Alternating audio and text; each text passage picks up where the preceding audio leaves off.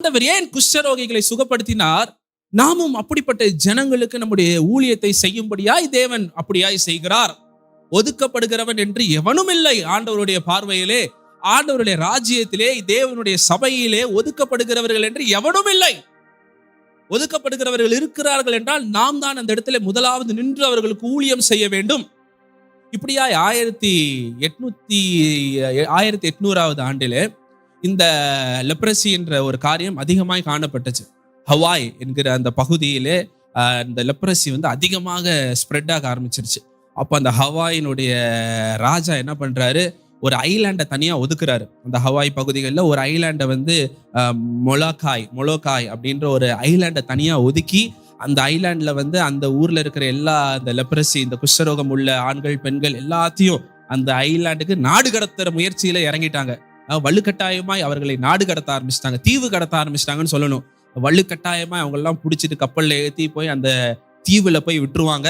ஆகவே அந்த தீவு மட்டும் தனியா அப்படியே சமுதாயத்திலிருந்து ஒதுக்கப்பட்ட தீவா. எப்ப 1800வது ஆண்டுல நடந்த உண்மை சம்பவம் இதெல்லாம். அப்போ அந்த தீவுல முழுக்க முழுக்க குஷ்டரோகம் நிறைந்த ஜனங்கள் தான் அவர்கள் இருந்தார்கள். அங்க யாரும் போக மாட்டாங்க. அவங்களுக்கு சாப்பாடு போய் சேர்றதே பெரிய சிரமம். மருத்துவம் சொல்லவே வேண்டாம். எதுவுமே இல்லாத கைவிடப்பட்ட நிலைமையில் தான் அந்த மருந்து கூட கிடையாது. அப்போ அவங்களுக்கு மருந்துனா சுகப்படுத்துறதுக்கு மருந்து கிடையாது. அவங்களுக்கு அந்த குஷ்டரோகத்திலிருந்து காப்பாத்துறதுக்கு மருந்து கிடையாது. மருந்து கண்டுபிடிக்கப்படாத ஒரு காலம் அது. அந்த காலத்துல அப்படியே ஒதுக்கப்பட்ட ஒரு சூழ்நிலையில் இருக்கும் பொழுதுதான் ஒரு கத்தோலிக்க ஒரு பிரீஸ்ட், ஒரு கேத்தலிக் மாங்க்னு சொல்லலாம். அவருடைய பெயர் Damien, father Damien, saint Damien. அவர் என்ன பண்றாரு, அந்த ஜனங்களுக்கு நான் போய் ஊழியம் செய்ய போகிறேன் அப்படின்னு சொல்லிட்டு ஒரு ரோம கத்தோலிக்க பாதிரியார் என்ன பண்றாரு, ஒரு வாழ்க்கையை அர்ப்பணம் செய்கிறார். 1873வது ஆண்டுல இந்த டேமியன் பாதிரியார் அவர் என்ன பண்றாருன்னா ஒரு காரியம் சொல்றாரு. I want to sacrifice myself for the poor lepers. I want to sacrifice myself to the poor lepers. இந்த ஏழை குஷ்டரோகம் மிகுந்த மக்களுக்கு என்னுடைய வாழ்க்கையை நான் தியாகம் செய்ய நான் விரும்புகிறேன்னு சொல்லிட்டு டேமியன் என்ன பண்றாரு, அவருடைய சொகுசு வாழ்க்கை எல்லாவற்றையும் விட்டு கப்பல் ஏறி அந்த தீவிற்கு கடந்து செல்லுகிறார். அந்த தீவிற்கு அவர் இந்த டேமியன் ஃபாதர் அவர் போறாரு. அங்க போய் அவங்களுக்கு நடுவுலையே ஒரு வீட்டை அமைத்து அவர்களாய் ஒரே ஒரு ஆளாய் மாறி விடுகிறார். அங்க அவர் ஊழியம் செய்கிறார். அதுவரையிலுமா அங்க இருந்த சீர்கேடுகள் எல்லாம் கொஞ்சம் கொஞ்சமாக அப்படியே மாற ஆரம்பிக்கிறது.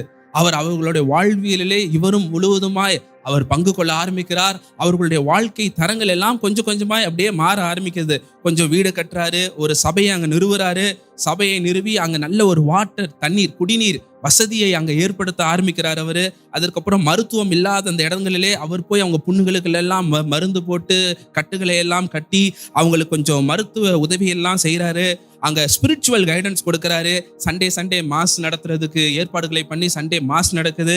திருமணம் எல்லாம் அங்கே செஞ்சு வைக்க ஆரம்பிக்கிறாரு. எப்படி சர்ச்சில் நம்ம மேரேஜ் எல்லாம் பண்ணி வைப்போமோ அதே போல அங்க இருக்கிற மக்களுக்கு அவர் சபையில மேரேஜ் எல்லாம் பண்றாரு. இறந்து போறவங்களுக்கு ஃபியூனரலும் அந்த இடத்துல நடக்க ஆரம்பிக்கப்படுது. தனியாய் அனாதையாய் விடப்படுகிறவனுக்கு அந்த சபையிலே அங்கமாய் அடைக்கலமாய் அவனை பாதுகாத்து பேணி பராமரிக்கிற ஊழியத்தையும் அவர் செய்ய ஆரம்பிக்கிறாரு. நியாயத்திற்காக போராட ஆரம்பிக்கிறார். அந்த ஊருக்கு கிடைக்க வேண்டிய காரியங்கள் எல்லாம் என்ன தேவையோ அதெல்லாம் எழுதி, கடிதங்கள் எழுதி இன்டர்நேஷனல் கோர்ட்டுக்கெல்லாம் அனுப்பி அங்க இருக்கிற சலுகைகள் எல்லாம் பெற்று தருகிறார். இவைகளை எல்லாம் இந்த ஃபாதர் டேமியன் அவர்கள் இந்த குஷ்டரோகம் மிகுந்த மக்களுக்கு அவர் செய்கிறார். செய்து அவர் வாழ்க்கையை அந்த இடத்துல வாழ ஆரம்பிக்கிறார். சில காலம் அவர் ஓடின பிற்பாடு 1984வது ஆண்டிலே 11 வருடங்கள் கழித்து அவருக்கும் அந்த நோய் தொற்றிக் கொண்டது. அவருக்கும் அந்த குஷ்டரோகம் நோய் தொற்றிக் கொண்டது. அடுத்து ஒரு 7 வருஷம் அவர் அந்த இடத்துல ஊழியம் செய்யறாரு. 1989வது ஆண்டு 49வது வயது 49வது வயதிலே அவர் அந்த இடத்திலே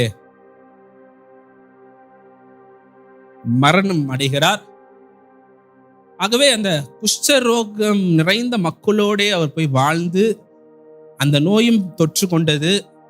உடனே அவர்கள் அழைப்பு விடுத்தார்கள், வந்துருங்க, ஊருக்கு வந்துருங்க, நாங்க உங்களுக்கு கடைசி காலத்துல நாங்க பார்த்துக்கிறோன்ற அழைப்புலாம் வந்துச்சு.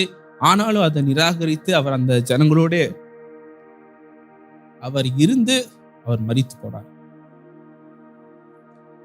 பெந்தகோஸ்தாலாம் கிடையாது, கத்தோலிக்கா.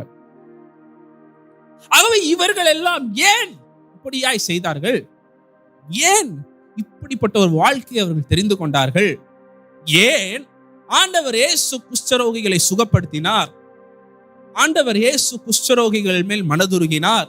ஆண்டவர் இயேசு இரக்கமுள்ளவராயிருந்து அவர் இவர்களை எல்லாம் அரவணைத்தார், நேசித்தார். அவர்களுக்கு கிடைக்க வேண்டிய அங்கீகாரத்திற்காய் ஆண்டவர் இயேசு அந்த இடத்துல அவர் காரியங்களை செய்தார். இந்த குஷ்டரோகிக்கு ஆண்டவர் சொன்னார், நீ சுகம் அடைந்துட்ட, உடனே நீ போய் அந்த மோசே காண்பித்த அந்த முறைமையெல்லாம் உன்னை செஞ்சிரு. ஏன் செய்ய சொல்றாரு அப்படின்னா, நீ அந்த முறைமைகளை செஞ்சாதான் உன்னை திரும்பவுமாய் உன்னுடைய சமுதாயத்துல உன்னை ஏற்றுக்கொள்ளுவார்கள். இல்லைன்னா உன்னை திரும்பவுமாய் யாரும் உன்னைய ஏற்றுக்கொள்ள மாட்டார்கள். அதனாலதான் ஆண்டவர் அங்க சொல்றாரு, நீ போய் நீ பார்த்துரு. ஏன் அப்படின்னா, he was cleansed and restored to the full participation in the life of community.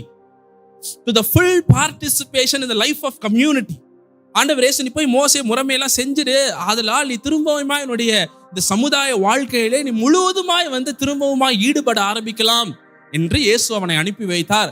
அதை அறிந்தவர்கள் தான் இந்த தேவ மனுஷர்கள், தேவ மனுஷிகள். இவர்கள் இப்படியாய் ஜனங்களுக்காய் தங்களுடைய வாழ்க்கையை அவர்கள் அர்ப்பணித்தார்கள்.